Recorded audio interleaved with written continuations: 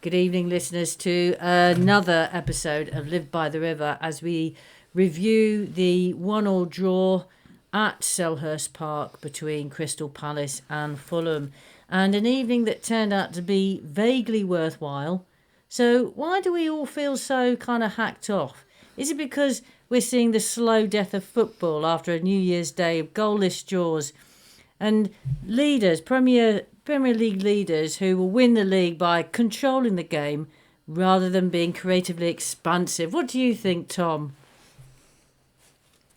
Yeah, I don't know what to say to the other teams. I just know that it was a very frustrating evening that we knew it was going to be for us.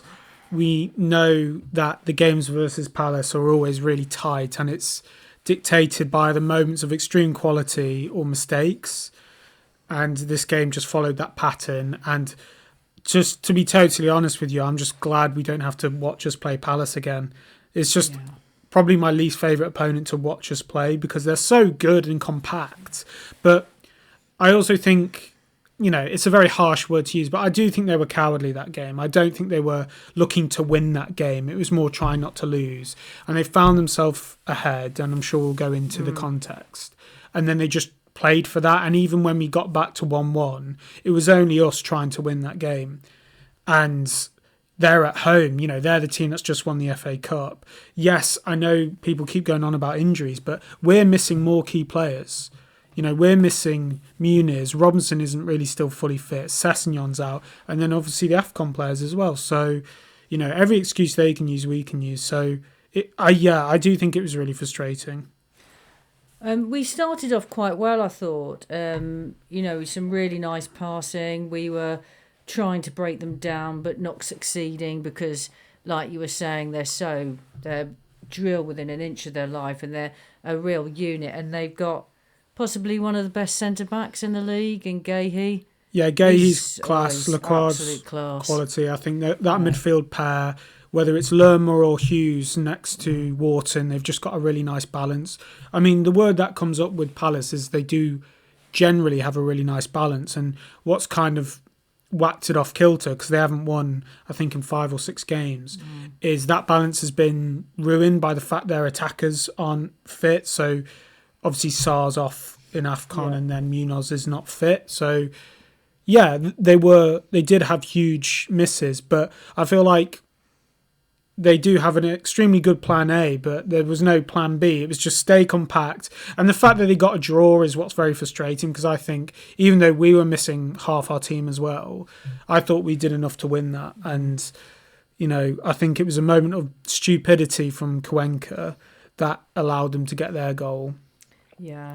And then after that, they didn't really create anything. It felt like, I know Mateta had a few half chances, but yeah. Well, we started off trying to break them down, and then as the first half went on, they suddenly, you could see and sense and feel that they were gradually getting more and more compact, and they were beginning to suffocate us. And I think we were beginning to sort of realise that we weren't able to break them down. And this is when our hearts sunk, because we thought it's just a repeat of the last couple of matches that we played against them. And I think also Robinson wasn't having a great game. Things weren't working out for him. Cuenca got a yellow card in the 18th minute, so he obviously would have to be really, really careful. And then Palace had their first shot on target, I think, round about the 31st minute. Gahey, but it was a good save by Lerma, who did do a couple of good saves in that match. And then, of course, in the 38th minute, this is when, like you've already suggested, Cuenca, I think, was slightly slapped in the face, but he went down very, very dramatically, and as a consequence didn't get a free kick, which I think he was banking on, and then had to actually leave the pitch. So then, of course, when we've got 10 men and no centre-back, Berger drops in. But then I also think it's just a moment of madness from Robinson as well, where he kind of has a 50-50 with Klein, and he just doesn't need to commit as hard as he commits. He threw himself and he really into that. jumps into the tackle, and Klein rides it really well, to be fair to him. And then it's a brilliant cross from Klein, and it picks out Mateta. And I'm not sure what Anderson was doing. He completely lost his man, because yes, okay, Cuenca wasn't on the pitch, but Berger was filling in that role. So I'm not sure how Mateta got all that space. But then, then we thought, oh, this is 1-0. We've seen this before. We aren't scoring. And to be honest, for most of the rest of the game, it was that. It was just a few nice moments. I mean, it was really disheartening to see Wilson's influence slowly, as you say, get suffocated out of it. Because the first half especially, he was doing lovely little touches, give and goes, runs. But as the game on, it was almost like you could see the belief waning. He was getting more and more isolated, wasn't he? And like you said, some of the touches, and he took down a ball beautifully in a little deft kind of back heel and stuff like that. But then ultimately, like you're saying, as the match wore on, he just had less and less impact. And then I think really by the end of the first half, we were just in pieces. We'd gone mentally. I thought there is no way that we were ever going to get anything out of this match, because I thought we're following the Crystal Palace narrative. They're dictating what they want us to be like. Yeah, they're okay with us doing nice touches outside the box. Yeah. And to be honest, even our goal this game, which we'll go into, but both our goals against them have been really, really fine quality goals. I don't think we've solved the Palace puzzle here. I think you kind of need to be a bit more... You need to be a bit more ugly against Palace. I think it's almost blunt force trauma. I think you've got to get players in the box. It's got to be nasty, ugly. And right now, with the attackers, I think Wilson, Kevin and Raul, it's a very pretty front three. They want to score the beautiful goal. And I really think maybe if Muniz was fit, he could have been a bit more rougher. I feel like we're giving Acquar and Gahey, and obviously in this case it was Lerma was the other centre-back. We're giving them an easier time. Because I actually thought Raul had a really good performance. I think it was a solid performance, but I don't think it was necessarily tough for those centre-backs in terms of in actual critical areas. Well, it's talking about, you're spot on, because the critical area was Crystal Palace's, penalty box, and he was never in there. He was on usually, the right wing a lot. Yeah, he was doing some, good defensive work, but he was never there where he kind of, where he should be. So it ends up just becoming, especially for such a well-drilled side, just really routine. Yeah. You've got 3 defenders always in the box for them, as well as the 2 midfielders in front of them. And obviously Klein's more defensive than Munoz, so they're going to be even more defensive. So, I didn't see how we were going to get back in it, to be honest. And the stat at the end of the first half was that from the 35th to the 45th minute, Crystal Palace had 63% possession to Fulham's 37%. They were really kind of, doing, pressing us more and more towards our own goal. And thank goodness the whistle blew for the end of the first half. So the second half didn't start off well because Anderson was immediately booked. So he was on a yellow. Palace were all behind the ball. And we were just again waiting for that counter-attack, which they did do. Lukic, again, he was all over the pitch. And he did have, his stats were quite good. He was, in terms of impact, he had the second highest impact on that game. But was it really, really effective? Did he... I don't understand what he was kind of... What had Silva told him to do? I think the other midfielder, so if we acknowledge that Berger in that pair is always the one who's going to be holding more positionally responsible in midfield. I think the other one, and then when Reed came on, he did the same thing. They're stretching the game. They're there to make runs, but then come back and support in defensive situations as well.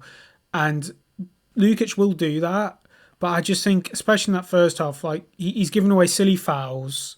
I think that there was 3 or 4 fouls that he gave away, and I don't think he's doing enough with the ball at the moment. So I know he's industrious, but it's not materialising in chances. And at the end of the day, that's a game I feel like Palace were there for the taking. They're as weak as they're going to be squad-wise. They're not going to be that weak again for a while. That could have been 4 wins in a row, and suddenly Europe's on. And I just think, okay, yes, we've salvaged a draw, but we've got to figure out how to fix that Palace puzzle. But maybe we're wrong about it because he got an assist in the 80th minute by setting up Cairney. And I think on other sites they were suggesting that he had a really solid game. But maybe. I think the assist is a bit generous when, yeah. yes, it's an assist, but it's more Cairney doing a brilliant goal. Also, Anderson came out the very top in terms of impact. And what's really interesting or hilarious is that he had the most passes by an absolute country mile. So he had 106 passes in that game. And the next nearest was Cuenca with 62. And then the next nearest was Gahey with 58. I think what that tells us is that our defenders were camped in their half a lot, trying to find a way through, because they would just they just sit back and concede. And that, I do think, is the pattern of the game. So I know the goal scoring chance stats are actually quite similar. Like, I think Palace actually had higher XG. Well, it depends on which on the Opta stats website. It's Palace had higher, which was 1.9, and we had 1.7. But if you go to the BBC website, it's different. But I think therein lies a problem where I think in general play we were the better team, but we just couldn't materialise getting men in the box. And I think that's a number of things. I think that's a striker who's not in the box. You know, we talked about this on the last podcast where we need a midfielder who can allow our other midfielders to be more creative, because they weren't being creative enough that game. And then we need a striker who's actually in the box causing problems. And I think Berger, again, he's not comfortable in that holding midfield role, and his impact wasn't as decent as it should be. And he was actually subbed, wasn't he? For Cairney. Which was the crucial, which changed the game. So I think we have to think about, why did Cairney affect the game so comprehensively? Was it because Palace were getting tired? Some pundits were saying that they were knackered by the end of the match. I don't buy that. I think they could do that for 4 games in a row. I think, in the greatest respect, they weren't running that much. They're a unit. They're really well drilled. Gladstone's got them really fit. I don't think this is like a super high maintenance thing.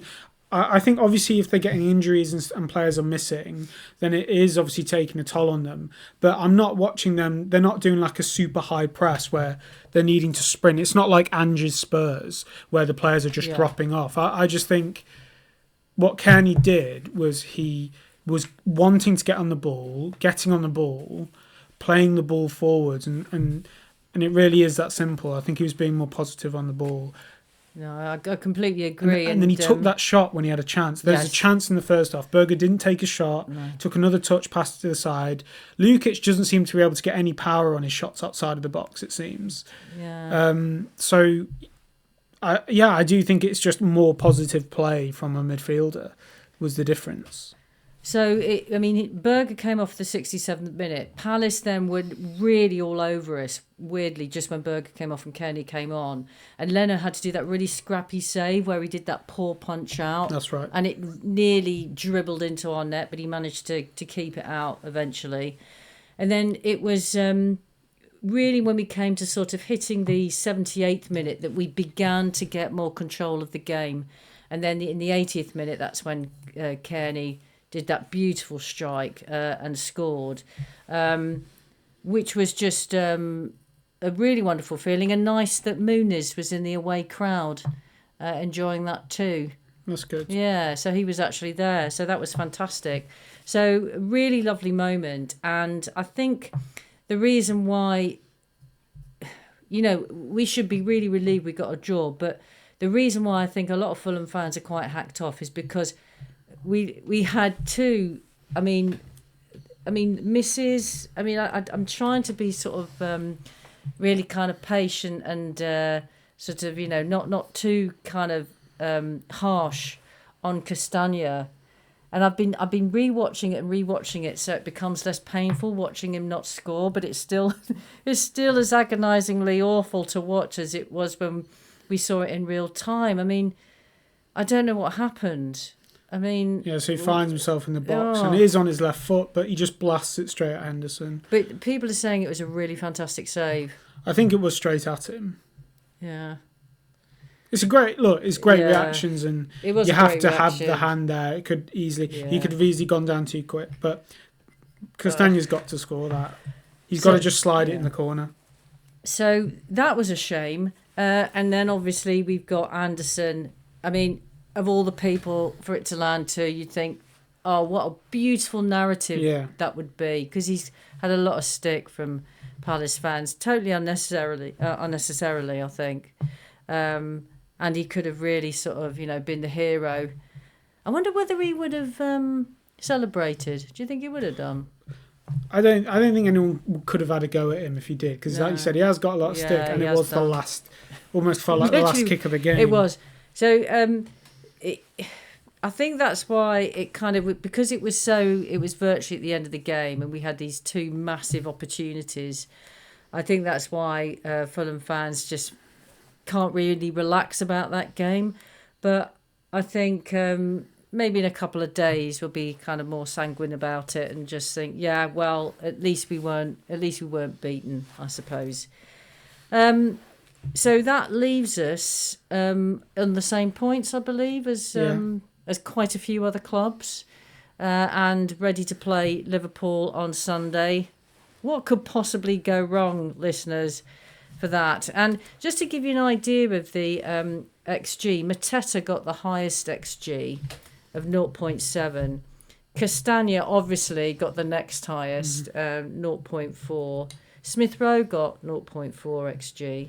Gahey 0.4, and Cairney just got 0.16. It was a brilliant finish. Yeah, Brilliant. it was. Again, I've replayed it again and again, and it's such a beautiful goal. He's got such finesse and such touch. We don't obviously Yeah. Liverpool probably isn't the game to do it, but No. do you think he deserves a start at some point? Well, it's whether he can manage. I mean, is it better to start him and then take him off? Or I is it think he better to bring deserves him that. on? You think so? But there's always like this curse that Silva has where somebody plays like a blinder and then he starts them the next match and they're never the same.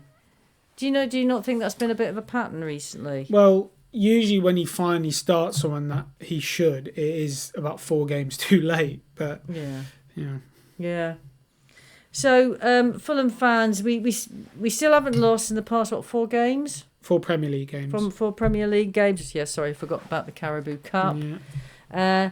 And we're just hoping that we give a display on Sunday that is life-affirming and entertaining, and wouldn't mind a goal. Understand that it's very unlikely that we're going to come away with a win, but it would be nice to see a goal for all the travelling fans, and for people that can't be there, it would be nice to see a goal or even a couple of goals. So still waiting for news about the transfer market. Apparently this Ricardo Pepe, they want round about 40 million for him. Right. Which will they splash out that amount? Seems a bit extortionate for your record buy to be in January. Who isn't actually playing in every game at the moment for PSV. So I'm sure it's all under control. So Fulham fans, thanks so much for listening, and please join us when we review the match against Liverpool. Take care.